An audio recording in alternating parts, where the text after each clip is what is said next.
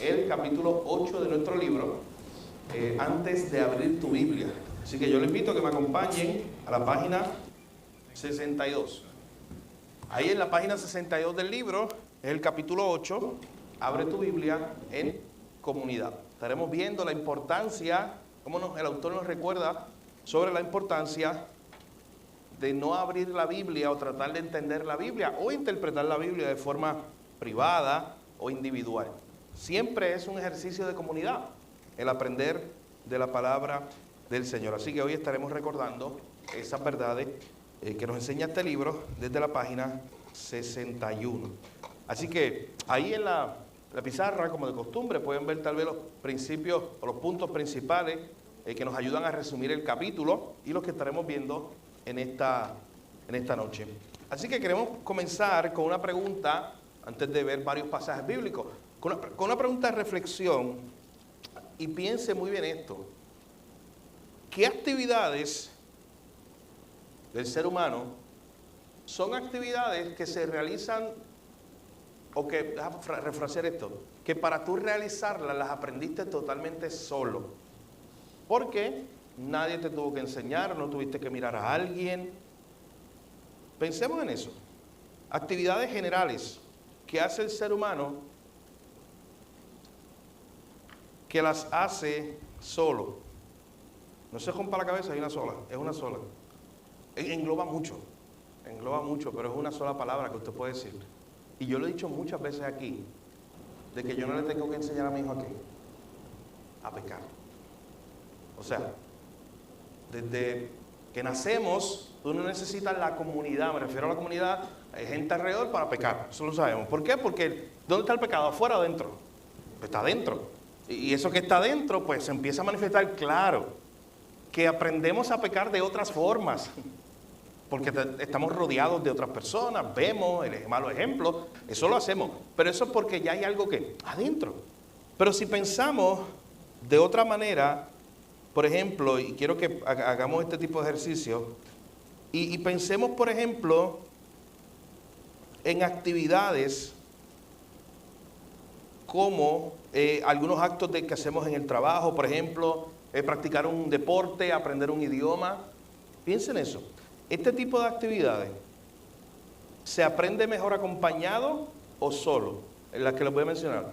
Aprender un idioma, practicar un deporte, aprender un instrumento, criar hijos, trabajar un oficio, sea el que tenga, sea el oficio que tenga.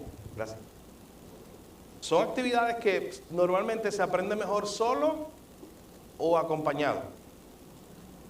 O sea, necesitamos una comunidad para actividades de la vida diaria, para actividades que son del día a día. Para aprender un idioma, mira, tú puedes tener toda la teoría, pero si no hablas con alguien. Yo le he tenido que explicar tantas veces a los misioneros cuando vienen, que me hacen la misma pregunta, literalmente, vienen de diferentes estados, pero la misma pregunta.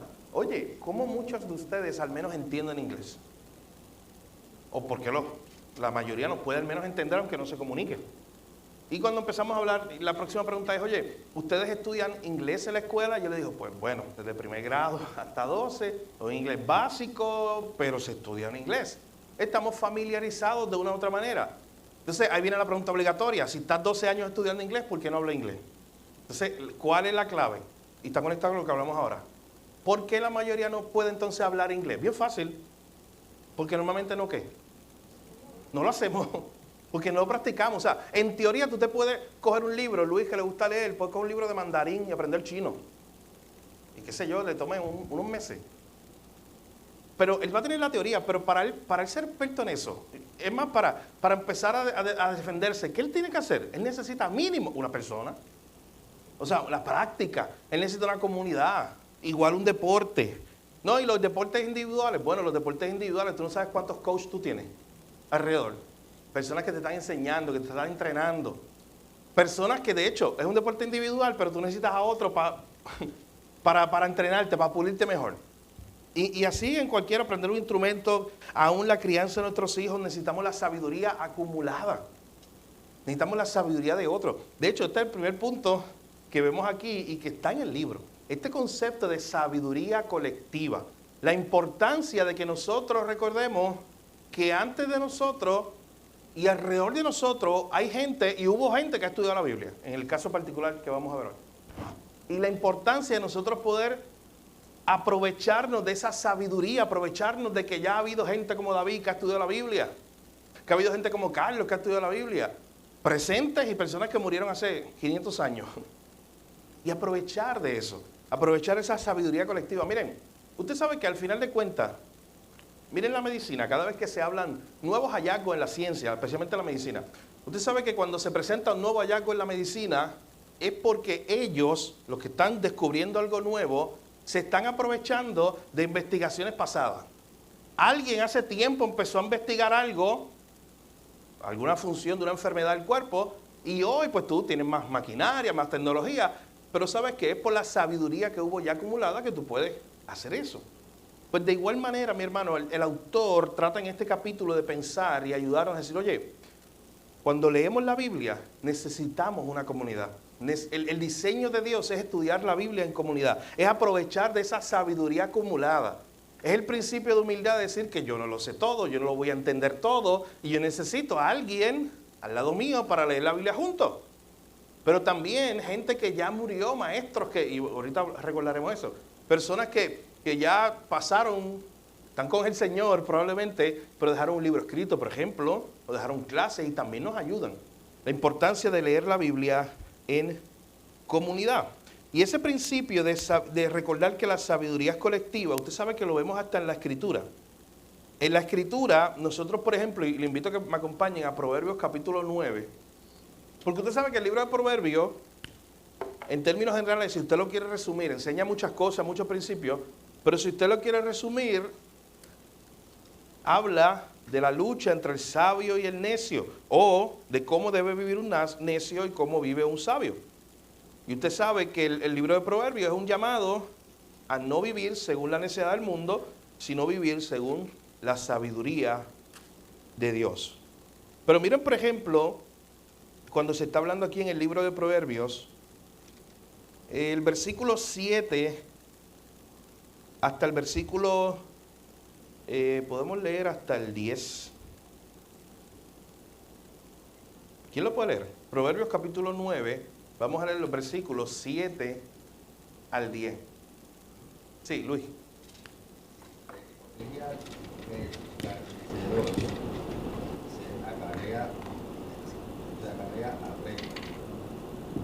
El que le prende al impío se atrae mancha.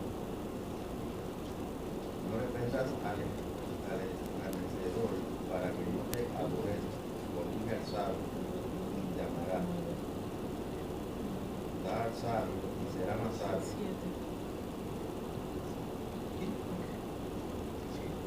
Hasta el 10. Va por el 9, sí, hasta el 10. Dice, y será más sabio. Enseña al gusto y aumentará tu saber. El temor de Jehová es el principio de la sabiduría, y el conocimiento del Santísimo es la inteligencia. ¿Alguien nota aquí?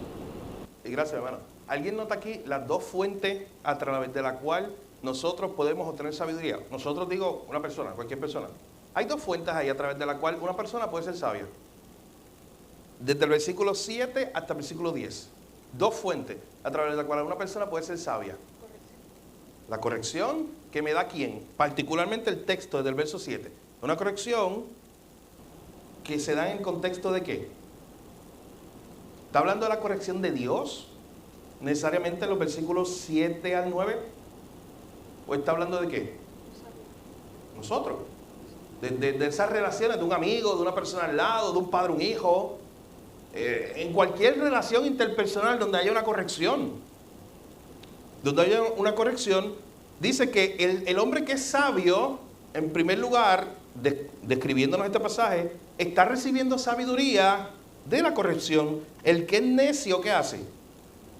¿Le gusta la corrección? Verso 8.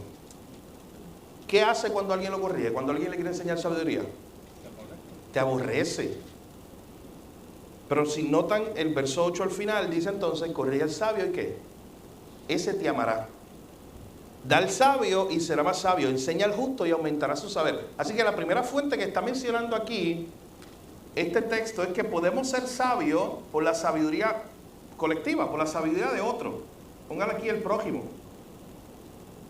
O sea, yo puedo ser sabio por la sabiduría de otro, la corrección de otro, el consejo de otro. Pero ¿cuál es la fuente principal de sabiduría? Y es la segunda, la que se menciona ahí, versículo 10. ¿Cuál es la fuente principal de sabiduría? Porque tiene disponible el hombre. El temor de Dios. Míralo ahí, el temor de Jehová es el principio de la sabiduría. El conocimiento del Altísimo es la inteligencia. O sea, en otras palabras, ahí es que comienza todo. Ahí es que comienza toda la sabiduría. Entonces, está diciendo, una persona puede ser sabia a través de la corrección, de la enseñanza, de la guía de Dios, claro, en su palabra, pero dentro del diseño de Dios. Dios no te hizo una isla, Dios no te hizo aislado, Dios te puso gente alrededor para que también te corrijan. Ahora la pregunta, ¿es fácil ser corregido? Y no estoy hablando de la mamá o el papá en el acto de disciplina a su hijo, no. Estoy hablando de una corrección, de sabiduría, de un consejo que yo le quiera dar a mi hermano David o que mi hermano David me dé a mí. ¿Es fácil ser corregido? Sí. Sí. Sí. De hecho, no. Podemos decir no pica, no, hinca. Aunque estemos tranquilos, aunque hay algo dentro que como que quiero quedarme tranquilo, no quiero. Hay algo ahí. Tú sabes que ese es el pecado, ese es nuestro orgullo. Eso está ahí. El no querer ser corregido por otro. Pero mi hermano, nadie vive de forma aislada. Miren, ninguno llegó como Superman en una cápsula de otro planeta y llegaste solo ahí, no tenía nada. Y empezaste a vivir aquí en la tierra. No, es que el ser humano está conectado a otro, bueno, según el diseño de Dios, desde que nació. Desde que hay vida y se concibe ahí, está conectado a quién, a la mamá. Hay una conexión, tú necesitas a otro. Según el diseño de Dios necesitamos a otro, todo el tiempo. Así que la misma Biblia, el mismo libro de Proverbios, bueno, vaya a Proverbios capítulo 3, te lo dice, no seas sabio en tu propia opinión. Hay una sabiduría que es propia. ¿Tú sabes con quién lo consulté, Luis? Conmigo mismo. Conmigo en el espejo. Cuando le preguntan a Jorge, tú vas a tomar una decisión y tú lo consultaste con Dios. Y tú lo consultaste con un hermano en la iglesia. ¿Y con quién lo consultaste? Pues conmigo mismo. Y esa ya es suficiente. La sabiduría propia. El mismo libro de Génesis, ¿qué dijo Jehová? No es bueno que el hombre esté solo. Ahí está, el diseño de Dios. Diseño de Dios. La comunidad. Así que al final de cuentas, mis hermanos, hay una sabiduría colectiva, una sabiduría que viene de Dios, pero Dios dentro de su diseño nos ha puesto gente alrededor y aquí no vamos a hablar de todas las formas de corrección, ya hemos mencionado algunas. Dios nos ha puesto una casa desde pequeño, donde hay una corrección de padre a hijo, pero luego en el camino no pensemos que salimos de casa y ya nunca va a haber corrección, no, se supone que haya una vida abierta. De hecho dice que el sabio ama a las personas que lo corrigen. Miren, me estoy comportando, y hablo de mí, como un necio cuando alguien me quiere corregir, lo dice aquí, cuando alguien me quiere corregir y yo me enojo o yo rechazo esa corrección. Dice que eso lo hace el necio, una palabra fuerte, pero al contrario, el sabio genuinamente, no con una falsa humildad, genuinamente dice, David, gracias por corregirme. ¿Sabes qué? Yo no lo había visto así, yo necesito esa sabiduría, David, gracias por eso. Pues ¿qué lo dice aquí? Dale al sabio y será más sabio, por eso él te ama, por eso él ama la corrección. Entonces, este principio que es bíblico, que está desde el Génesis, que está en toda la Biblia, que necesitamos esa comunidad, aquí en el capítulo 8, la página 62, el autor comienza a presentarlo y comienza a decir, necesitamos esa sabiduría que es colectiva, necesitamos la sabiduría de otros para entender la Biblia. O sea, en otras palabras, el autor dice, mira, antes de abrir tu Biblia, recuerda que tú no la puedes entender solo. ¿Tú y yo pensamos eso antes de abrir la Biblia? Antes de abrir la Biblia, piensa que Dios te puso en comunidad, que es necesario que para entenderla tenga gente alrededor. Lo vamos a ver en el punto final. Es una iglesia. En el tiempo de hoy es una iglesia lo que Dios diseñó. De hecho, miren, esto es una gracia que tú y yo hayamos vivido en esta etapa de la historia de la redención. ¿Tú sabes qué pasaba? Y esto yo lo he mencionado antes aquí. ¿Sabes qué pasaba en los tiempos bíblicos? Vamos a ir allá, a los tiempos de Moisés y todo ese tipo de cosas. ¿Cómo la gente aprendía de la sabiduría de Dios? ¿Cómo ocurría eso? Ya les adelanto y usted lo sabe, no existía iglesia para la gente ir a la iglesia y ese tipo de cosas. ¿Cómo era el método básico, general, de la gente aprender de la sabiduría de Dios o de Dios? ¿El qué? Comunicando, sí, esa es la clave, pero especialmente ¿quién? ¿Dónde se daba esa comunicación? La pregunta sería ¿dónde? ¿Dónde se daba? Moisés le dijo a Aarón en Levítico capítulo tal, oye, recuerda que el culto empieza a las 10 de la mañana los domingos, todos los israelitas los quiero ver en el tabernáculo porque Aarón va a predicar. Y la gente va a estar ahí tomando nota. Era así que se daba. Pensemos en eso, porque a veces no pensamos en eso y pensamos que ellos hacían lo mismo que nosotros hoy, que venimos a la iglesia, ahí en predica. ¿Cómo se daba cómo la gente sabía de la revelación de Dios? Porque ya Dios había revelado. ¿Cómo la gente sabía? Le adelanto, para seguir haciendo el ejercicio, no había esto, obviamente.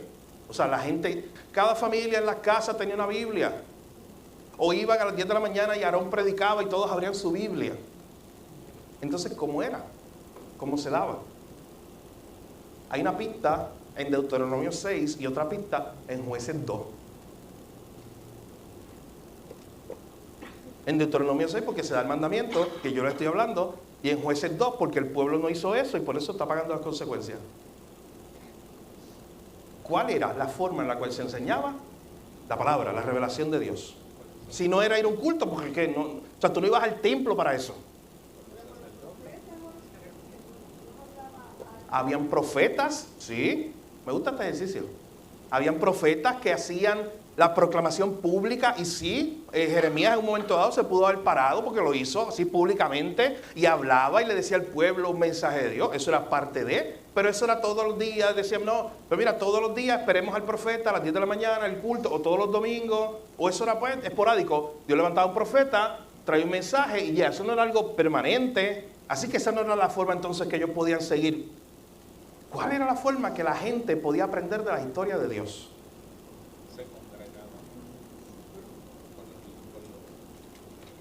Están llegando, yo creo, están llegando. Pero no muy lejos, no te vayas afuera. Están llegando.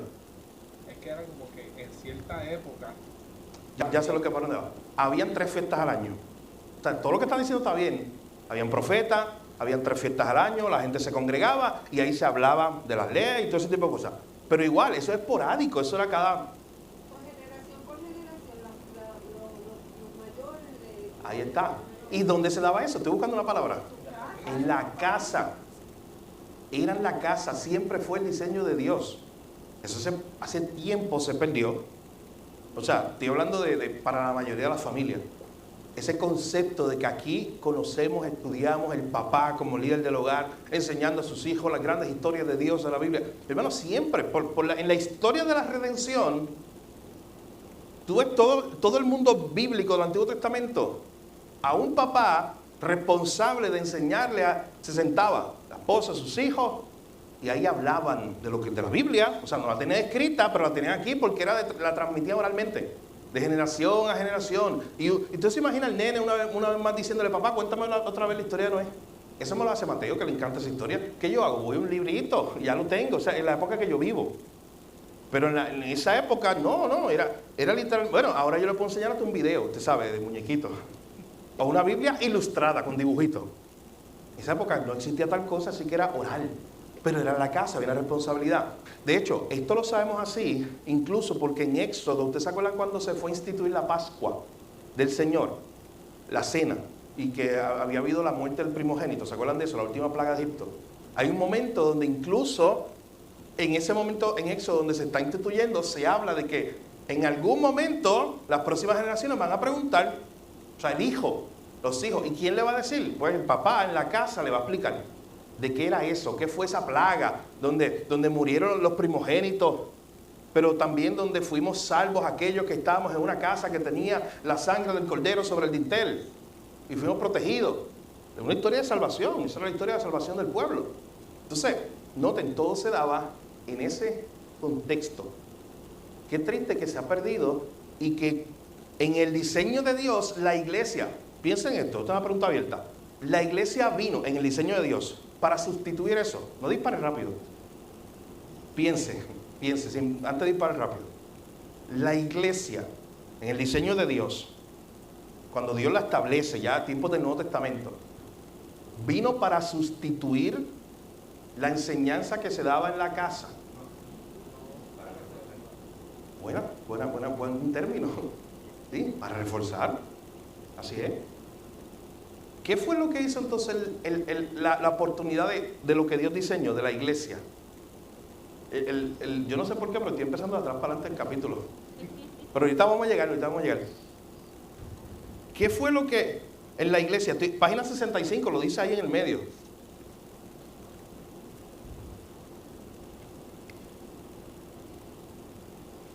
¿Qué dice en la página 65? Mientras los compañeros piadosos en tu vida son un medio importante para crecer, asegúrate de reconocer también tu necesidad crucial de pastores piadosos. Los líderes espirituales son dones de Dios para tu bien espiritual. El diseño de Dios para la iglesia incluye pastores y ancianos que, entre otras cosas, están destinados a ayudarte a comprender mejor la palabra de Dios y a aplicarla. Eso es lo que está ocurriendo.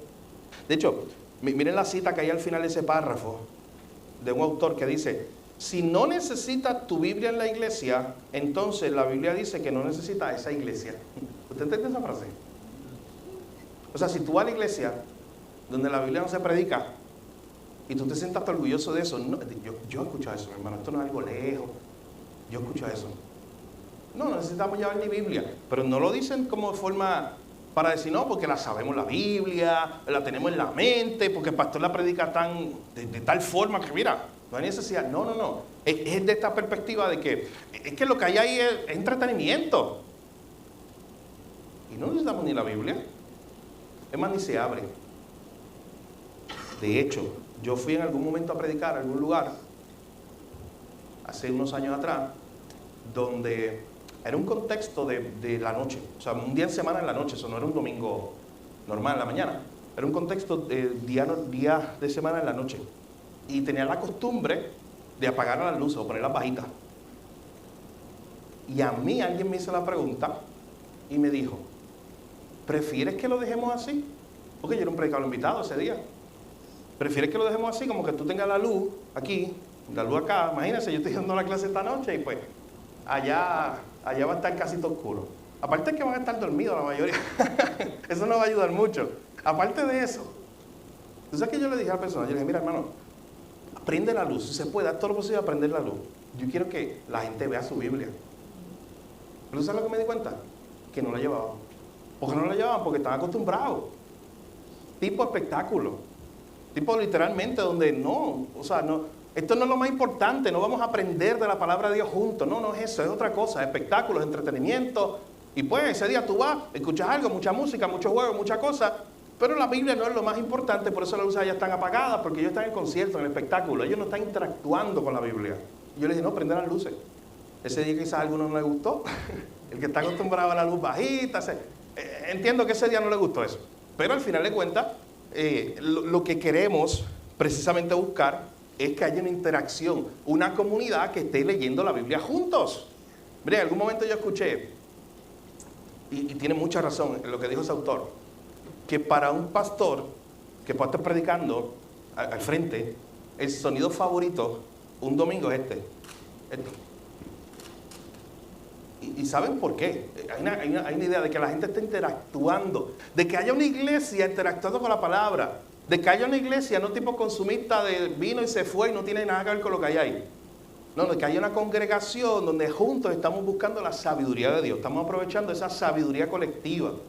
Y por eso el capítulo nos invita, abre tu Biblia en comunidad.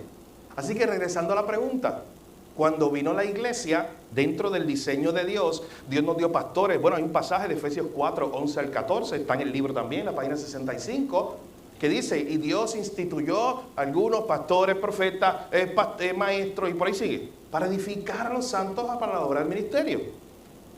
Entonces, Dios nos dio la iglesia, es un regalo, tenemos que aprovecharlo, pero ¿qué hemos hecho? Y digo hemos en términos generales. Hemos sustituido una cosa con la otra. O sea, si en los tiempos del Antiguo Testamento el ejercicio mayor de entender la Biblia se daba en la comunidad del hogar, se daba en la fiesta, lo que dijo Jorge, pero ¿cómo era eso? Pues era también ¿qué? Era una fiesta individual por día para cada israelita. No, Era la fiesta del pueblo, literalmente. El pueblo de Israel celebraba una fiesta que les recordaba algo de Dios o algo que había hecho Dios. Lo que dijo claro ahorita los profetas. ¿Teníamos un profeta individualizado cada israelita? No. Era un mensaje donde se paraba un profeta y proclamaba a la congregación, a la comunidad. Así que nota, en el diseño bíblico siempre estuvo ese concepto del conocer la Biblia en comunidad, del sorprendernos juntos de la gloria de Dios, de los atributos de Dios, de que mientras Dios se iba revelando, nosotros aprendíamos más de Él y siempre lo aprendíamos en comunidad. ¿Y por qué hoy existe este concepto? Decir, no, yo leo la Biblia, solo la leo a mi manera y si tengo preguntas, se las pregunto a lo que dijo Luis ahorita, a mí mismo, al espejo. Si voy a consultar algo, lo consulto conmigo mismo. No aprovecho la sabiduría colectiva, la sabiduría que Dios le dio a generaciones antiguas. No aprovecho la sabiduría que Dios le dio a hermanos aquí presentes alrededor mío. No aprovechamos y eso al final, hermano, es un regalo. Así que cuando dentro del plan de Dios, del plan de redención, trae la iglesia, eso no era para sustituir lo que siempre pasaba en tiempos del Antiguo Testamento. Luis dijo algo importante, era para reforzarlo. Pero en la iglesia, en la casa, que es la primera comunidad que tiene una persona cuando nace, su primera comunidad, siempre debe darse eso. El estudio en comunidad, el aprender juntos de las verdades de Dios. Esa pregunta que yo me paso aquí diciéndole que debemos hacernos unos a otros. Oye, ¿qué está leyendo la Biblia? O sea, ¿sabes dónde empieza eso? ¿O dónde debe empezar eso? La esposa al esposo, el papá al hijo, el hijo al papá. ¿Qué está leyendo la Biblia? Esa interacción para aprender juntos de la palabra del Señor. Pero es triste porque hemos cambiado una sociedad consumista, hemos cambiado este concepto, venimos aquí, en la casa ya lo dejamos de hacer. Porque pensamos que cosas espirituales es la iglesia, para enseñarnos de Dios la iglesia. Incluso para nuestros hijos. ¿Quién les va a enseñar a nuestros hijos a orar? Para eso tiene la escuelita dominical los domingos. ¿Quién les va a enseñar a nuestros hijos las grandes historias de la Biblia? Es de domingo a domingo que ahí espera y la maestra le enseñe algo de Dios. ¿Usted sabe qué? Mientras usted espera domingo a domingo para enseñarle a sus hijos algo de Dios, de lunes a sábado, alguien más le está enseñando muchas otras cosas. Que claro, no son de Dios, probablemente, muchas veces. Así que, según el diseño de Dios, el hombre siempre aprende en comunidad. Ese fue el diseño de Dios, desde que el hombre nace, desde la cuna. No cambiemos ese diseño. La iglesia no vino a sustituir eso, el estudio bíblico en tu casa, con tu familia. La iglesia vino a que los santos se congregaran para seguir siendo edificados, porque Dios da maestros, Dios da pastores, para que sigamos estudiando la Biblia en comunidad, pero sin sustituir ese regalo que es que en la misma casa estemos juntos recordando, pensando en las grandes historias de Dios en su palabra. Así que ya vimos este primer punto y un poquito de este. Nos queda el del medio. Y fue raro la forma en que abordamos el capítulo. El capítulo también nos habla, y quiero que me acompañen allí. Estoy en la página 63 de su libro. Acerca, noten ese subtítulo que le pone, amistades llenas de palabra. Miren qué interesante esto, porque tenemos registro bíblico, o sea, tenemos en la misma Biblia un registro cronológico de cómo se daban los cultos o los servicios en los primeros días en la historia de la iglesia. Usted sabe que hay varios pasajes, vamos a ver uno de ellos ahora, en Hechos.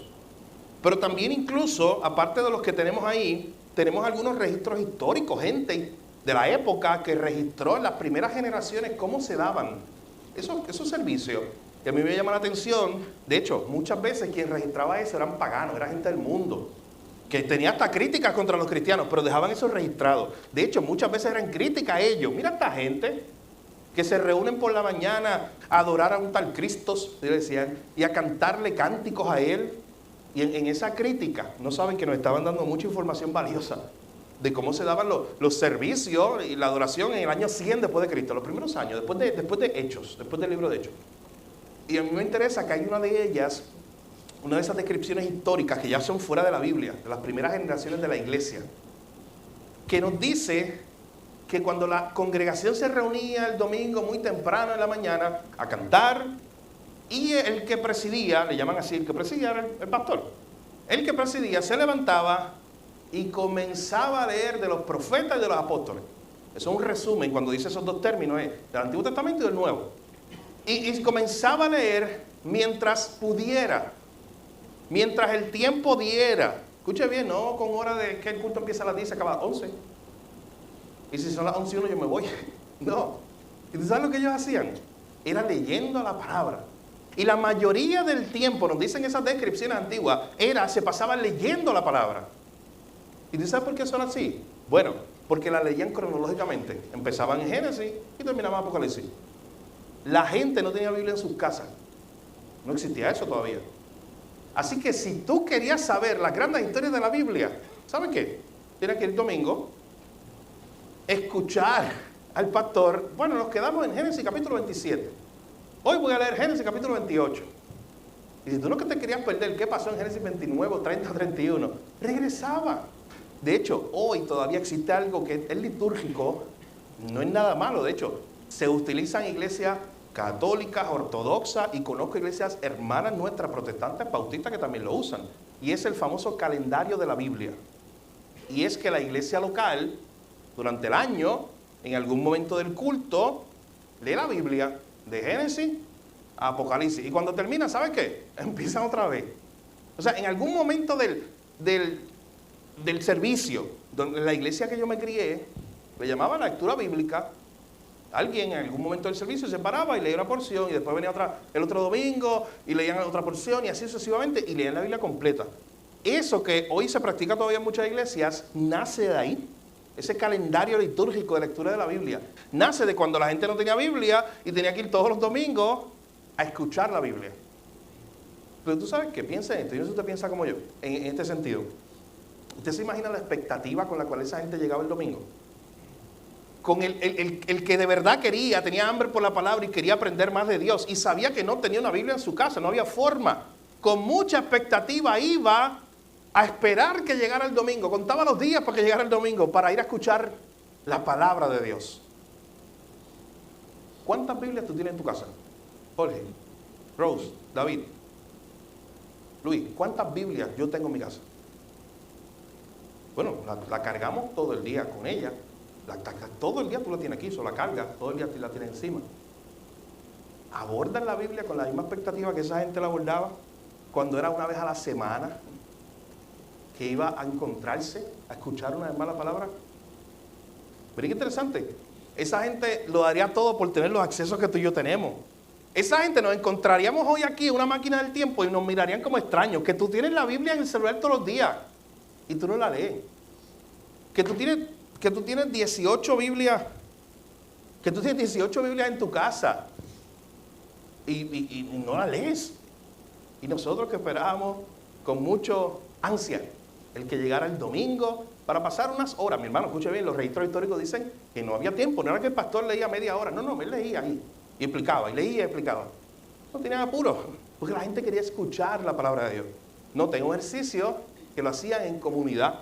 Me gustó el término que el autor usó en la página 63, entre amigos, literalmente. Dice, amistades llenas de la palabra. Era un término que implica esta idea de la importancia de nosotros tener tiempo para leer la Biblia con alguien más. Volviendo, al libro de Hechos, está esa primera descripción que está en Hechos 2:42, está en el libro, a final de página 63 y principio de página 64, que dice que los creyentes se mantenían firmes en la enseñanza de los apóstoles, en la comunión, en el partimiento del pan y en la oración. Esa es la primera descripción que tenemos de la iglesia. Dice que se permanecían firmes en la enseñanza, se reunían para escuchar la palabra de Dios.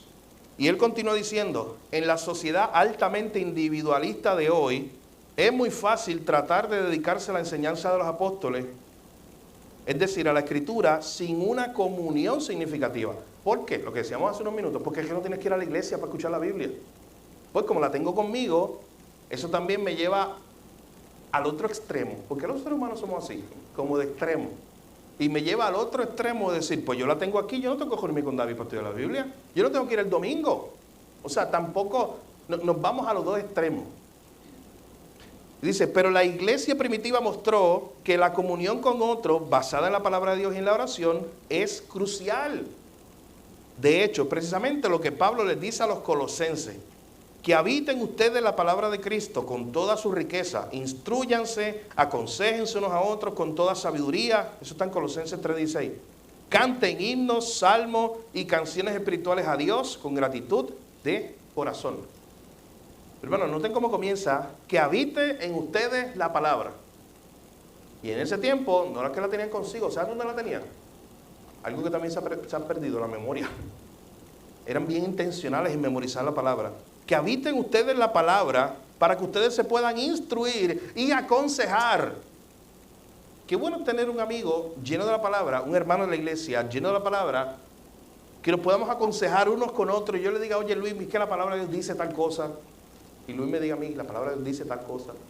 Y podamos ir juntos a descubrir, a entender mejor las hermosas verdades que hay ahí para nosotros. Así que no solamente la palabra habitaba en los hermanos de Colosa, sino que no era para ellos, dice el texto, que no era para ellos llenarse simplemente, era también para que lo compartieran con otros.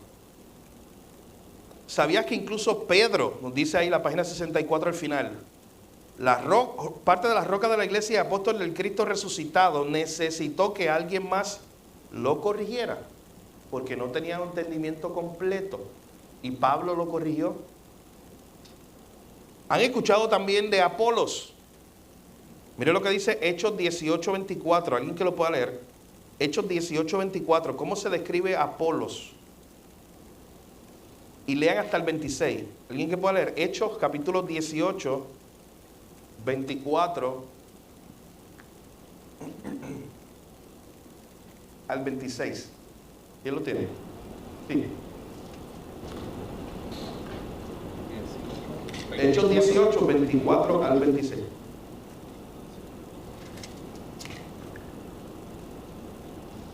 Llegó entonces a Éfeso un judío llamado Apolos, natural de Alejandría, varón elocuente, poderoso en las escrituras.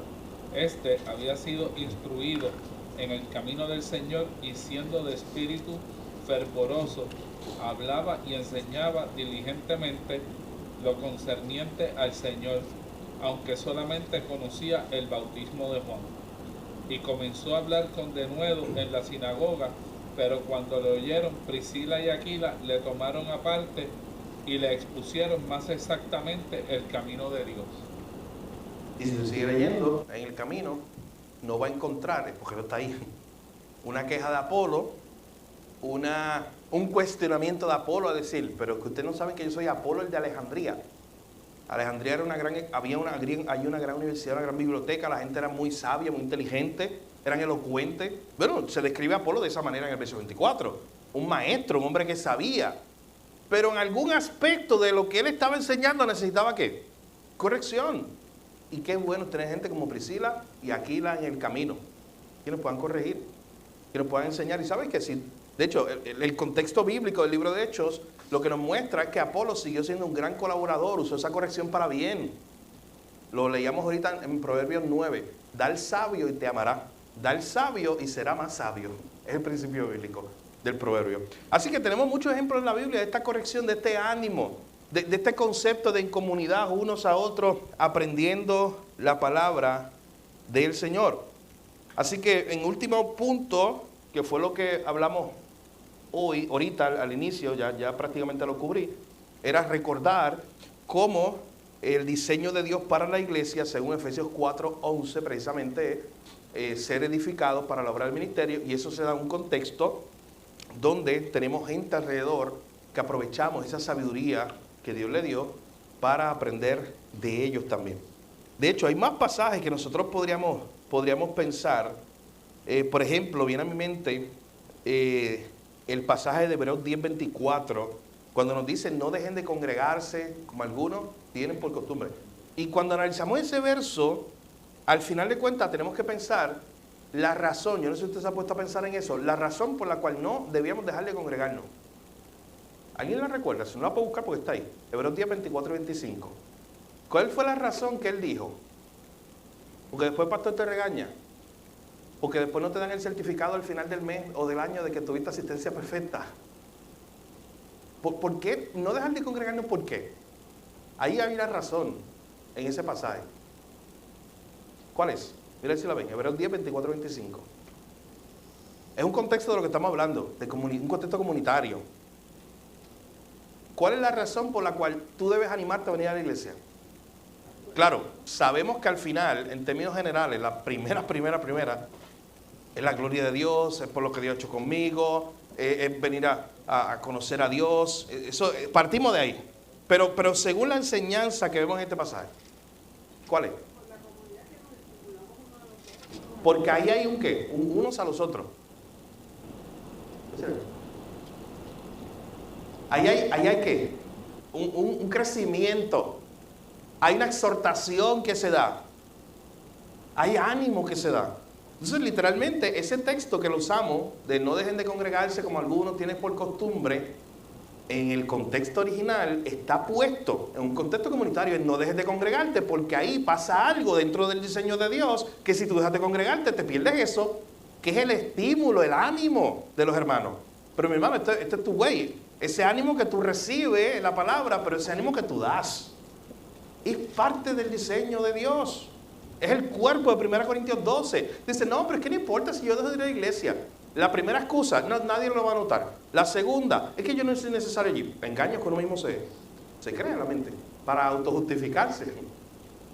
Mi hermano, según el diseño de Dios, si tú eres parte de una congregación local, hay algo que pasa ahí. De hecho, 1 Corintios 12, ¿qué pasa al oído con la nariz o con los ojos? No le puedes decir, yo no te necesito. ¿Recuerdan ese pasaje de 1 Corintios 12? No, es que se necesita el cuerpo. Es que yo necesito esa palabra de ánimo de David. Yo necesito esa palabra. Él necesita mi palabra de ánimo. Y no tenía esto interesante. No estoy hablando yo como pastor. O sea, se supone entonces, haciendo el ejercicio, que no es pastor Edgardo ni yo, cualquier predicador que se para aquí, que es el único que ese día va a exhortar a los hermanos, o que va a animar a un hermano, o que va a alentar en la palabra a un hermano. Según el diseño de Dios, se supone que eso pase ¿dónde? Pasa desde aquí, pero ¿dónde pasa también? Ahí, en la interacción y la pregunta que tenemos que estar haciendo. Porque igual, usted la puede ver desde esta perspectiva. Usted puede decir, oye, pero yo no estoy recibiendo eso. Si usted me refiero allá en el floor. Si usted lo ve de esa forma, míralo al revés, mire esa moneda. Y diga, o pregúntese, ¿yo estoy dando eso? ¿Eres tú uno de los que está animando a otros en la fe? ¿Estás aprovechando esa interacción, ese saludo en la mañana, ese domingo para darle una palabra de aliento, recordarle la palabra, tener una conversación de unos pocos minutos? De, oye, ¿qué está leyendo? Mira, ¿sabes qué? Esta mañana o anoche o ayer yo leí el Salmo tal. ¡Wow! Esa gran verdad de la palabra de Dios me enseñó tal cosa. Esa interacción que se debe dar. Porque ese pasaje de no dejando de congregarnos, como algunos tienen por costumbre, está en el contexto de algo que ocurre en la iglesia, en la interacción de los hermanos, que no debemos perdernos, porque es parte del diseño de Dios. Por eso no existe el cristianismo aislado, por eso no existe el cristianismo individual, por eso no existe el cristiano solo, sin iglesia local, porque según el diseño de Dios, Dios nos une al cuerpo, porque hay algo que pasa ahí, que vas a estar cojo, que no lo vas a tener si no tienes una iglesia local. Según el diseño del Señor, Él nos ha preparado para que abramos nuestras Biblias y nos sorprendamos juntos de la gloria de Dios y lo hagamos en comunidad. Cuando usted se sorprende de algo, o usted está mirando algo que es impresionante, usted quiere que otro ¿qué? Lo vea. Usted quiere que alguien más lo vea. Porque algo que le llama la atención. Ayer yo estaba bajando de Mayagüez, de esa área por allá, por la noche, y vi una bola de fuego así gigante, literalmente, por la Colco. Y la primera pensamiento, literalmente, yo que estoy guiando, es decir, la persona que tengo al lado, que es mi esposa, mira eso, algo que me impresionaba, porque literalmente estaba todo oscuro y se veía algo, se veía como prendido. Tú pasabas por la Colco, era como de día, estilo antes cuando estaba la chimenea esa. Pero de momento, la primera persona que yo tenía al lado era mi esposa. Más al frente iba la familia de ella. Ella la llama y dice, hey, miren lo que está pasando allí. Y cuando casi estamos en la parte más alta de la Colco, un montón de cajos parados allí que casi chocan, porque se pararon a tirar fotos y a grabar. Y era que había algo saliendo, supuestamente de la ecoeléctrica, el gas que no estaban usando, lo tenían que quemar porque explotaba, literalmente. Tenían que quemarlo. Y salía por una chimenea de esa, pero estilo corco antiguo. Eso era una bola de fuego. De hecho, si no han visto la foto, la pueden ver por ahí, la pusieron en la noticia. Y era algo que impresionaba. Era algo que impresionaba tanto que la gente empezó a llamar al 911. Hay reportes de eso. Explotó eso allá abajo. Mucha gente Peñuela en esa área. Sale el reporte de la noticia. Empezaron a preocuparse genuinamente porque eso no es como normal. Pero lo que quiero decir con esto, este concepto de que algo extraño o algo que estoy viendo nuevo para mí y que yo quiero que otro lo vea conmigo. Es más, mi esposa me va a regañar por esto, pero despierto a mi esposa que está en lo mío para que lo vea, porque yo quiero que ella lo vea. Ella llama a la otra persona que estaba también dormida porque era de noche para que lo vea. O sea, este concepto de buscar la manera de que alguien más vea lo que yo estoy viendo, sea porque me impresiona, sea porque en ese caso no era algo bonito, ¿verdad? Era simplemente algo que impresionaba. Pero igual pasa con el arcoíris. Tú no lo quieres ver solo. ¿Quién quiere ver el arcoíris solo? ¿Hay alguien aquí que quiera ver un atardecer, un amanecer, algo que sea algo de la naturaleza, bien hermoso, lo más hermoso que tú has visto? ¿Tú lo quieres ver solo? ¿Alguien quiere decir, yo simplemente quiero ver solo? No. ¿Sabes qué hacemos? Incluso la persona, si está solo, ¿sabes qué hace? Lo retrata y lo comparte. ¿Por qué? ¿Piensan eso? Porque aún es el diseño nuestro. Porque aún queremos que otra persona vea algo bonito, algo grande, o algo que yo considero bonito, grande, magnífico. Así nos diseñó Dios en comunidad. Tú necesitas a otro. Hermano, ¿cuánto más con la palabra de Dios y todas las hermosas sorpresas en el sentido de la revelación tan magnífica que hay ahí, tantas historias, tanta belleza que hay en el texto bíblico, que tú te vayas a impresionar con eso y simplemente te quedes solo allí? No fuiste diseñado para eso. Fuiste diseñado para llamar a Gabriela. Hey, acabo de leer el Salmo 2 y mira lo que acabo de leer, mira lo que acabo de conocer acerca de Dios. ¿No debe ser así la interacción cristiana? Bueno, según el diseño de Dios, sí. Estar sorprendiéndonos unos a otros y animándonos unos a otros con lo que estamos aprendiendo de la palabra del Señor. En estos últimos 5 minutos que me quedan, ya terminamos el capítulo. Esto es simplemente repaso de algo que ya hemos mencionado hoy. ¿Cómo abrir la Biblia en comunidad? No faltes regularmente a la iglesia. La predicación es uno de los principios medios de gracia. La predicación nos va nutriendo, pero a la misma vez es una predicación acompañada, por lo que decíamos ahorita, con el ánimo que hay, la exhortación que hay en el floor, aquí entre la gente, las interacciones. El número 2, participa o anímate a leer la Biblia con alguien más. Empieza por ahí. Vamos a leer la Biblia juntos. Eso incluye buscar creyentes maduros, a los cuales tú puedas aprender de ellos, a los cuales tú también le puedas enseñar. Número 3, comparte lo que Dios te enseña. Miren, si usamos las redes sociales para tanto mal, ¿por qué no lo usamos para bien? El que las tenga y el que las use, ¿verdad? ¿Por qué no lo usamos para bien? A veces usamos y compartimos, reenviamos mensajes que a veces pueden también, pero no tienen mucho sentido a los mensajes de contacto del celular. Pero ¿por qué no usamos esos medios? Para compartir con otros lo que Dios te ha enseñado. Y número 4. Sí, creo que sí. Ora con otros creyentes. La oración y la lectura bíblica siempre tienen que estar acompañadas. Únete a otro hermano, empieza por ahí a decir, vamos a estudiar la Biblia juntos. Lo más básico. Vamos a estudiar la Biblia juntos, porque siempre fue el diseño de Dios abrir nuestra Biblia en comunidad, sorprendernos juntos de las grandes verdades que hay ahí de la palabra de Dios y de los atributos que el Señor nos muestra en su palabra. Así que vamos a dejarlo hasta aquí, y el próximo miércoles, si el Señor lo permite, continuamos con el capítulo 9. Ese capítulo va a tener, desde ya les adelanto, 2 secciones, porque hay mucho material que podemos y que quiero añadir a cómo nosotros abrir la Biblia de manera cristocéntrica y cómo ver a Cristo intencionalmente. Decir, no importa, ya abrir la Biblia en Génesis, sí, pues ahí está Cristo. Estoy leyendo Levítico, Jueces, sí, ahí está Cristo. ¿Y cómo yo puedo ver ese mensaje y a Cristo, ese mensaje del Evangelio en toda la Biblia? Así que eso es lo que estaremos viendo probablemente por los próximos 2 miércoles, basado en el capítulo 9, página 69, así que le invito a que pueda leer lectura para que venga preparado para el próximo miércoles. Vamos a orar para entonces terminar esta primera parte. Señor, te damos gracias por tu palabra, gracias por este tiempo que nos permites estar juntos, como el diseño tuyo para nosotros, ese diseño, Señor, en el cual nosotros podemos crecer, en el cual nosotros podemos admirar juntos las grandes verdades del Evangelio, Señor. Gracias porque has diseñado tú, Señor, que no leamos la Biblia a solas simplemente, sino que participemos de una comunidad donde juntos nos sorprendamos con las grandes verdades que hay ahí. Ayúdanos a aprovechar esa gracia. Señor, que esto comience en nuestros hogares, ahí en la comunidad de nuestro hogar, que aprendamos juntos de la palabra. Que seamos intencionales, Señor, en venir a la iglesia animados a escuchar tu palabra en la predicación, pero también a exhortarnos los unos a los otros, como nos dice la Escritura. Señor, gracias por la bendición que es tener a alguien alrededor nuestro que nos corrija, que nos instruya, que nos enseñe más de ti. Permítenos a nosotros ser personas que enseñen a otros tu palabra, pero a la misma vez tener un espíritu humilde, Señor, y recibir también la enseñanza de otros, Señor, acerca de tu palabra. Padre, gracias te damos por este tiempo. Lo pedimos todo en el nombre de Jesús. Amén.